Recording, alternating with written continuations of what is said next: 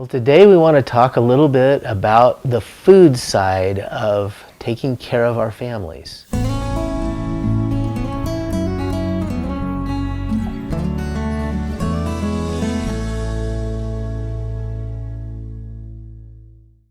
You know, we've gotten a lot of questions about food. People are really concerned about being able to store food, have enough food for their families.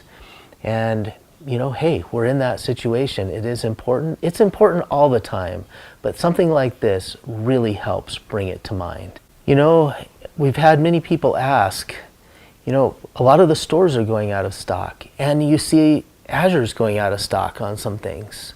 That's true. Demand has gone up substantially. Many of our suppliers can't get things done in time. It's just most of it's taking more time. Some things are just out until new crop already. It's created a major difference. But Azure is committed, and we have a few things that we will not run out of stock of. Wheat, flour, those kinds of grains. We're going to be fine. We grow those things. We are saving back for our Azure customers all that we could possibly need. And Azure is committed. We are absolutely 100% committed to doing our absolute very best to have in stock these staple items that we're talking about here today. Here at Azure, we have worked with food storage many times, back in 1998 and 99 when people were storing up for Y2K. Again in 2004 when we were storing up based on some worldwide food shortages. Many people were storing up. So we have taken the feedback from thousands of customers who've done that. So this is years ago. What is it that's stored? How did things store? So what we're giving you next is based on those years of experience. So what should that be? This is a list of pantry staples that we have found to store very well. And I've been able to use these items to make really balanced meals for our family that have been healthy through the years. And we'll have these lists down in the description for you to copy if you would like to. So keep in mind, it's always best to store foods that your family normally eats. Your list may look different than ours. Let's break it into categories to make it easier. First, we'll start with grains and flours. So when we're talking about grains, there's a couple of different categories that we can look at grains. So first of all, there's grains that we can just cook and eat, like rice and quinoa and millet. Then there's grains that need to be processed, like wheat and oat groats. So in those cases, you only want to store those grains if you have a way to process them. Don't store wheat if you don't have a flour grinder. Don't store oat groats unless you have an oat roller. If you do, they're much better to store in the whole grain. If you don't, you want to store flour. If you do not have a grinder, store flour. If you do not have an oat roller, store rolled oats.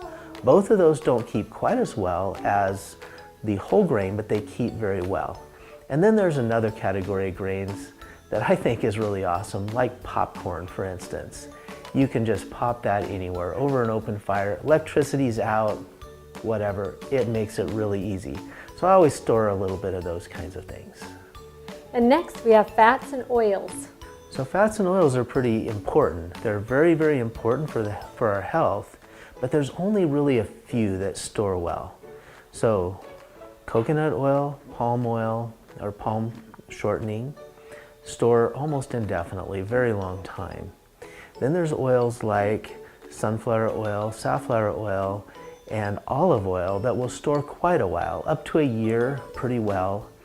But if you get much longer than that, you're going to want to keep rotating through that. Other oils like flax oil and stuff do not store well at all. So just don't stock up on that. Just use what you need unless you're keeping it frozen or refrigerated. And then we have nuts, seeds, and dried fruit. And this is another category that it's very important that we get the right things. So certain nuts do keep well. For instance, almonds, peanuts, sesame seeds. But there are pretty limited that keep in dry storage. Many of the nuts, like Brazil nuts, pecans,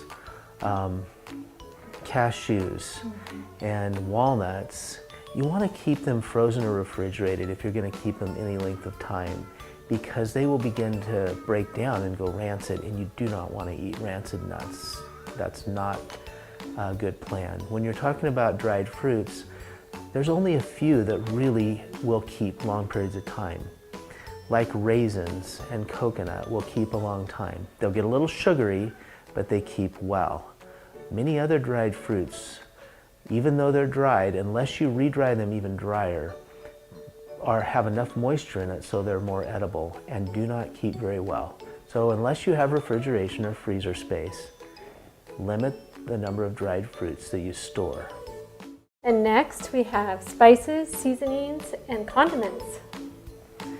Now this is my favorite category, and many times the most forgotten category when people are storing food.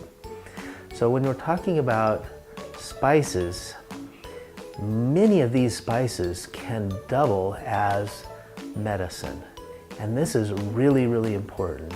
So when we're talking about onion, garlic, cayenne, ginger, turmeric, apple cider vinegar, those things all are medicines as well as wonderful condiments. And then we talk about salt. That can also be used as a preservative of fresh foods, sauerkraut, things like that, meat.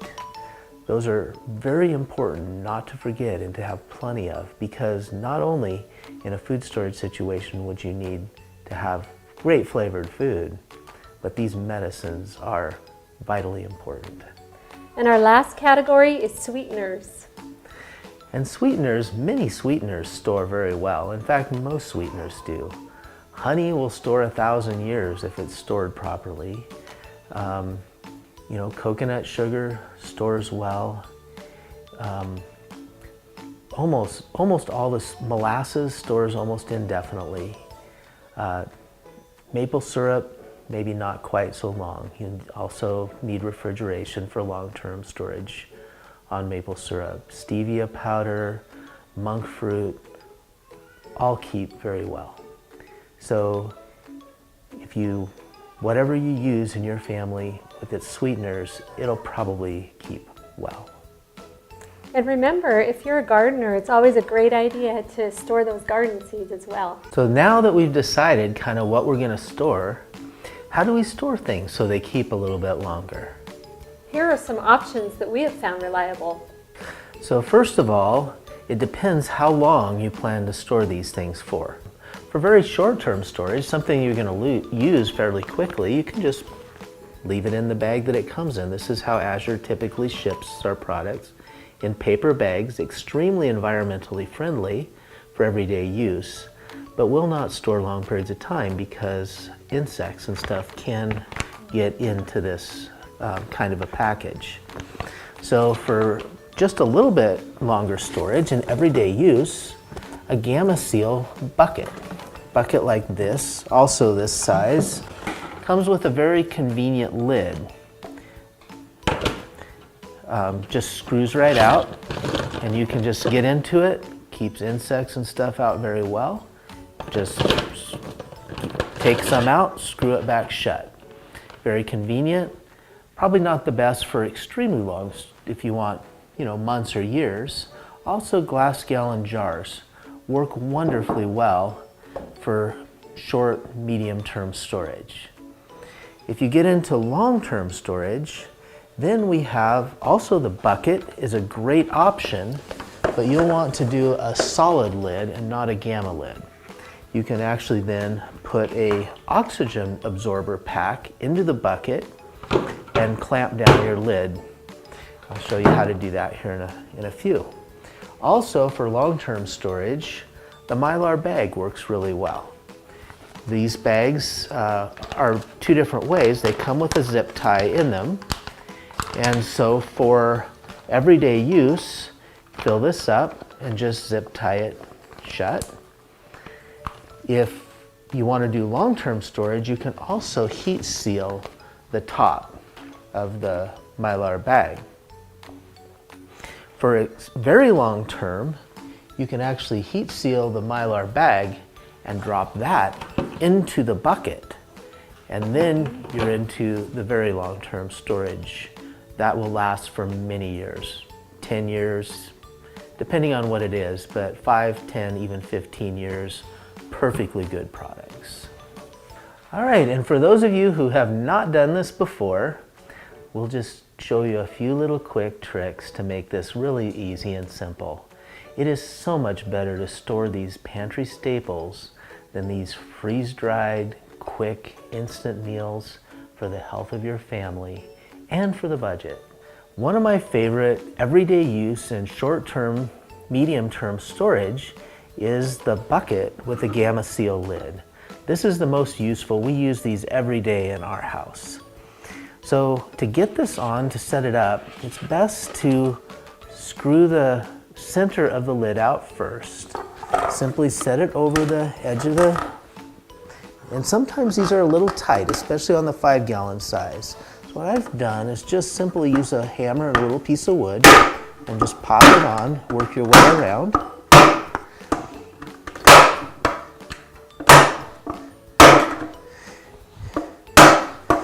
So it's nice and tight on there. And then you can simply screw the middle on. Nice and tight. Go ahead then, take it off. Simply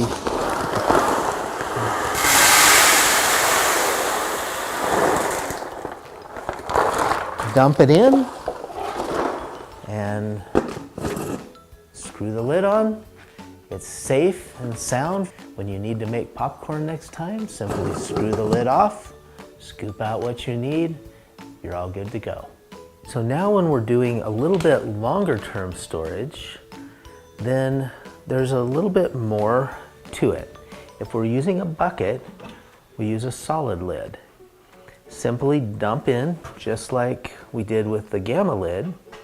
However, once you dump it in, set the lid on, do the same thing, and just simply go around the lid, tamp it on so it's nice and tight and well sealed.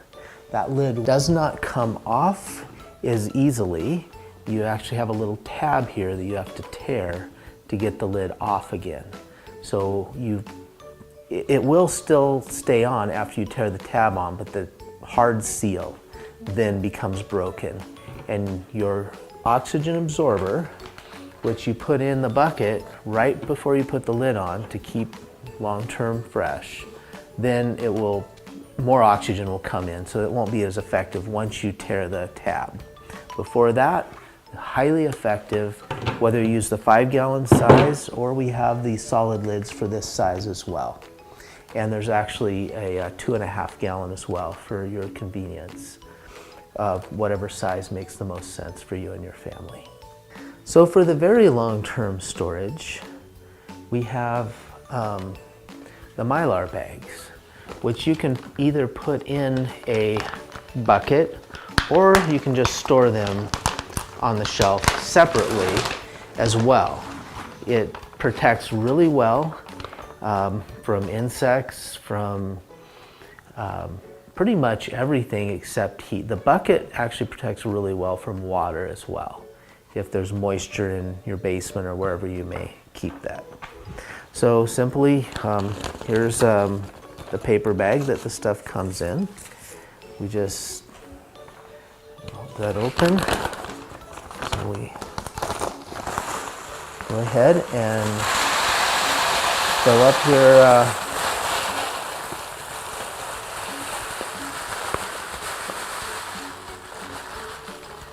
your Mylar bag, and you can get it reasonably full. Then we put in an oxygen absorber pack for long-term storage. That will keep the oxygen out, so insects and stuff, in oxidization, it's basically oxidization that breaks down. So then go ahead and use the zip tie and go almost all the way across until you have just a little bit left in the corner. And then the way we do it is just stick in a straw. And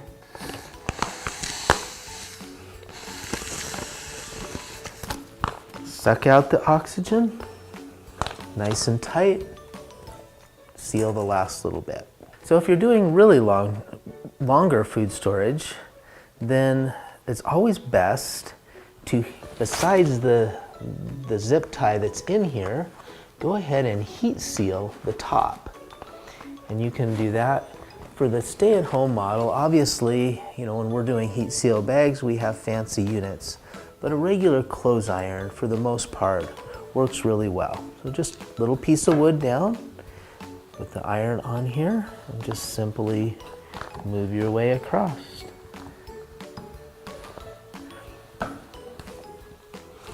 So now, you see, it's completely sealed, tight as a drum, airtight. When you want to open it, if you don't go down too far, you can simply just cut this little top part off with a scissor.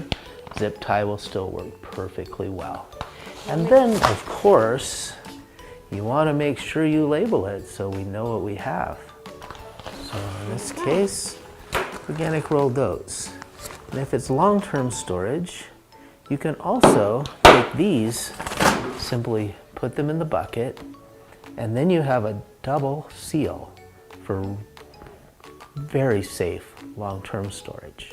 Now you have different ways to store: glass jars, gamma lids, sealed bucket, Mylar bag.